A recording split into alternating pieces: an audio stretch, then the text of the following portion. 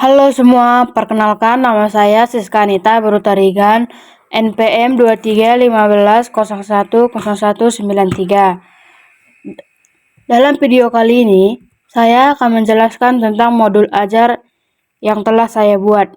Informasi umum. A. Identitas sekolah. Nama penyusun Siska Anita Berutarigan. Institusi SD Negeri. Tahun pelajaran 2024-2025. Jenjang sekolah, sekolah dasar. Mata pelajaran Ilmu Pengetahuan Alam dan Sosial atau IPAS, kelas 4, fase B. Elemen pemahaman IPAS, sains dan sosial. Capaian pembelajaran. Peserta didik menganalisis hubungan antara bentuk serta fungsi bagian tubuh pada manusia atau panca indera. Alokasi waktu 1 JP 35 menit. B. Kompetensi awal. 1. Peserta didik sudah mengenal nama-nama panca indera dan sebagian fungsinya secara sederhana. 2. Peserta didik sudah mengetahui contoh-contoh makhluk hidup di sekitar dan memahami bahwa makhluk hidup mengalami pertumbuhan. 3. Peserta didik sudah mengenal sumber daya alam yang sering digunakan sehari-hari di lingkungan rumah dan sekolah, seperti air, tanah, dan tumbuhan. C. Profil pelajar Pancasila. Beriman, bertakwa kepada Tuhan Yang Maha Esa dan berakhlak mulia. Peserta didik menyadari bahwa manusia, makhluk hidup lain, serta alam sekitar adalah anugerah Tuhan yang perlu dijaga dan dimanfaatkan dengan bijaksana. Bergotong royong. Bekerja sama dengan teman untuk membuat bagan, simulasi, atau berdiskusi tentang solusi masalah sosial dan lingkungan secara bersama-sama. Bernalar kritis. Mampu mengamati, menganalisis, dan menarik kesimpulan tentang fenomena alam atau sains dan masalah sosial di lingkungan sekitar. Yang selanjutnya yaitu kreatif. Siswa dapat menunjukkan kemampuan untuk menemukan cara baru, menarik, atau berbeda dalam memecahkan masalah IPAS, seperti membuat alat peraga sederhana atau poster kampanye pelestarian alam. D. Sarana dan prasarana. Media. Yang pertama itu gambar atau poster. Yang kedua, video pendek tentang panca indera. Yang ketiga, alat peraga. Yang keempat, lembar kerja peserta didik. Yang kelima, laptop atau proyektor. Sumber belajarnya yaitu buku SD kelas 4, modul ajar guru, videonya dari YouTube, dan lingkungan sekitar kita. E. Target peserta didik. 1. Peserta didik reguler 20 orang. 2. Peserta didik dengan hambatan belajar 0. 3. Peserta didik cerdas istimewa berbakat 0. F. Model pembelajaran. Model pembelajaran yang saya pakai yaitu model problem based learning dan model project based learning. Selanjutnya yaitu kompetensi inti. A. Tujuan pembelajaran. Menganalisis hubungan antara bentuk serta fungsi bagian tubuh pada manusia atau panca indera. B. Pemahaman bermakna. Meningkatkan pemahaman tentang panca indera. C. Pertanyaan pematik. 1. Apa saja bagian-bagian tubuh kita yang membantu kita melihat, mendengar, meraba, mencium, dan merasakan? 2. Mengapa kita harus merawat panca indera kita dengan baik? D. Persiapan pembelajaran. 1. Persiapan guru. Menyusun rencana pelaksanaan pembelajaran RPP atau modul ajar. Menentukan tujuan pembelajaran sesuai capaian pembelajaran. Menyiapkan media pembelajaran. Menyiapkan alat. Menyiapkan pertanyaan pematik dan lembar refleksi. 2. Persiapan siswa. Membawa alat tulis, gunting, lem, dan kertas warna atau karton untuk kegiatan kelompok.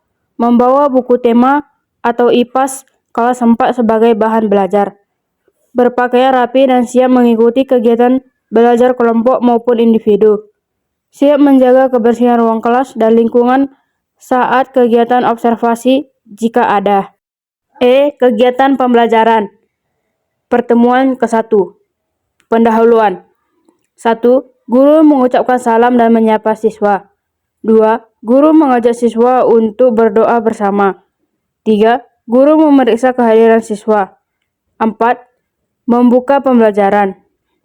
5. Memberikan pertanyaan pematik seperti apa saja bagian-bagian tubuh kita yang membantu kita melihat, mendengar, meraba, mencium, dan merasakan. Yang keenam, guru menyampaikan tujuan pembelajaran. Sekarang kita masuk ke kegiatan inti. Langkah pertama, mengorientasikan siswa pada masalah orientasi. A. Guru menunjukkan gambar atau video pembelajaran tentang panca indera. B. Guru bertanya tentang apa saja yang menjadi panca indera yang ada di tubuh manusia. C. Guru menjelaskan tentang panca indera tersebut. Langkah yang kedua, mengorganisasikan siswa untuk belajar. A. Guru membagi siswa menjadi 5 kelompok. Satu kelompok terdiri dari 4 orang. Guru membagi tugas kelompok untuk mencari fungsi masing-masing indera. Kelompok 1 tentang panca indera mata. Kelompok 2 tentang panca indera hidung. Kelompok 3 tentang panca indera telinga. Kelompok 4 tentang panca indera lidah. Kelompok 5 tentang panca indera kulit. C. Guru membagi LKS dan alat bantu, kertas, karton, spidol, dan lain-lain. D. Guru menjelaskan cara kerja dan waktu. Langkah ketiga, memandu menyelidiki secara mandiri atau kelompok. A. Siswa bekerja kelompok. Mengamati gambar atau video panca indera. Berdiskusi, mengisi LKS dan mencari fungsi-fungsi masing-masing indera. B. Guru berkeliling, memantau, dan memberi arahan jika diperlukan. Langkah yang keempat, mengembangkan dan menyajikan hasil karya. A. Setiap kelompok mempresentasikan hasil dari diskusi mereka. B. Kelompok lain menyimak dan mendengar. Langkah yang kelima, menganalisis dan mengevaluasi hasil pecahan masalah. A. Guru dan siswa bersama-sama mengulas kembali hasil diskusi dari kelompok 1 sampai kelompok 5. B. Guru menyimpulkan apa yang sudah dipelajari hari ini. Penutup. Demikian pembelajaran kita hari ini. Sampai jumpa di lain hari. Guru mengajak siswa untuk berdoa bersama untuk doa pulang. F. Assessment. Asesmen non-kognitif. Bertujuan untuk memahami kondisi psikologis, emosional, dan sosial siswa, serta aktivitas dan kondisi keluarga mereka selama belajar di rumah. Contohnya, guru dapat menanyakan tentang perasaan siswa saat belajar di rumah. Bagaimana mereka berinteraksi dengan keluarga atau apa minat dan bakat mereka. Asesmen kognitif bertujuan untuk mengidentifikasi pemahaman awal siswa terhadap materi pelajaran sebelum pembelajaran dimulai. Contohnya, guru bisa memberikan kuis singkat atau pertanyaan pematih untuk mengetahui sejauh mana siswa memahami materi yang dipelajarinya. Asesmen formatif dilakukan secara berkelanjutan selama proses pembelajaran berlangsung. Bertujuan untuk memberikan umpan balik kepada siswa dan guru mengenai proses pembelajaran. Hasil asesmen formatif digunakan untuk memodifikasi rencana pembelajaran dan memberikan intervensi yang sesuai dengan kebutuhan siswa. Contohnya, guru bisa memberikan tugas proyek kecil, diskusi kelompok, atau kuis singkat untuk memantau pemahaman siswa. Asesmen sumatif dilakukan di akhir periode pembelajaran atau akhir semester, akhir tahun, atau akhir fase. Bertujuan untuk mengukur pencapaian hasil belajar siswa dan membandingkannya dengan kriteria yang telah ditetapkan. Hasil asesmen sumatif dapat digunakan sebagai dasar untuk menentukan kenaikan kelas atau kelulusan. Contohnya, ujian akhir semester, ujian kenaikan kelas, atau ujian akhir sekolah. Penggayaan dan remedial. Penggayaan untuk siswa yang sudah baik supaya makin berkembang. Bisa diberikan reward atau hadiah kecil supaya semangat. Remedial untuk siswa yang belum tuntas supaya mengejar capaian minimal. Contohnya, untuk siswa yang remedial bisa mengerjakan soal kembali dengan benar, seperti soal ujian, soal ulangan, dan bisa juga mengerjakan yang lain untuk remedial siswa tergantung gurunya masing-masing. H. Refleksi peserta didik dan guru. Untuk peserta didik, bisa merefleksi dirinya dengan pertanyaan berikut. 1. Apa hal yang kamu pelajari hari ini? 2. Bagaimana cara kamu menjaga panca indera setelah belajar hari ini? 3. Bagaimana perasaanmu saat belajar tentang panca indera hari ini? Refleksi untuk guru dengan pertanyaan 1.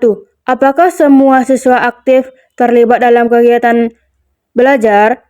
2. Apakah metode dan media yang saya gunakan efektif? 3. Apakah semua tujuan pembelajaran hari ini tercapai? Lampiran A. Lembar kerja peserta didik. Judul: Mencari fungsi masing-masing indera. Petunjuk: 1. Kerjakan secara berkelompok. 2. Amati gambar atau video yang ditampilkan guru. 3. Diskusikan dan isi tabel berikut, lalu buat bagan sederhana tentang panca indera. Tabelnya seperti ini. Nama indera: mata, hidung, telinga, lidah, kulit. Bagian-bagiannya, fungsinya, dan cara merawatnya. Buatlah bagan kreatif tentang panca indera di lembar kerja. B. Bahan bacaan guru dan peserta didik. Untuk guru, buku panduan guru IPAS kelas 4 kurikulum Merdeka, modul ajar IPAS fase B. Untuk siswa, buku teks IPA kelas 4 kurikulum Merdeka, lembar informasi singkat, bagian dan fungsi panca indera yang disiapkan guru. C. Glosarium. Panca indera merupakan 5 alat pada manusia: mata, hidung, telinga, lidah, kulit, untuk mengenali lingkungannya. Daftar pustakanya seperti ini. Demikian modul ajar atau perangkat pembelajaran yang bisa saya sampaikan. Mohon maaf bila ada kesalahan kata. Terima kasih.